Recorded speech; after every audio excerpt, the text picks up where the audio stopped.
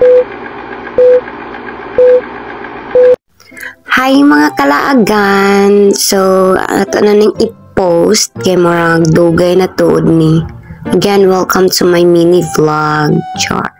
So, kaninga time, kanahang mga kauban, mga CYF sa Mainit District.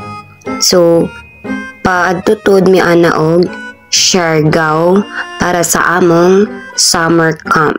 So, kanang time, naghuwat nami musakay sa barko.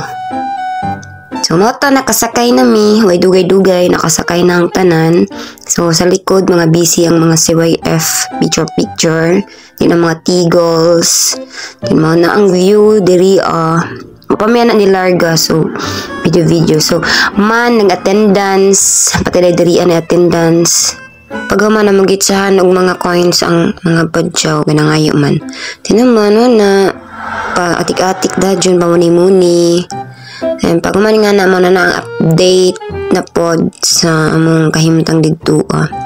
So ragway pa man nilarga or nilarga na. Basta ka na sila mga tigles na pa pinakakaraan nga si YF. Chikara. Amato larga na di ay, larga na mi. Yung araga dyan. Just diri na tingin ako kada ko mandidiri sa mining. Di ba makita ninyo? Grabe na kaupaw ang bukit. So, life update na po. Dambot murag katugon man ko nga nga time. Lagi ka nga tuyog man sila. Oo, ganahin lang mga tuyog. So, ako po din nga na murag iganahan po ko nga matuyog. Dambot nga na po ko natuyog. So, guban. Relax ra.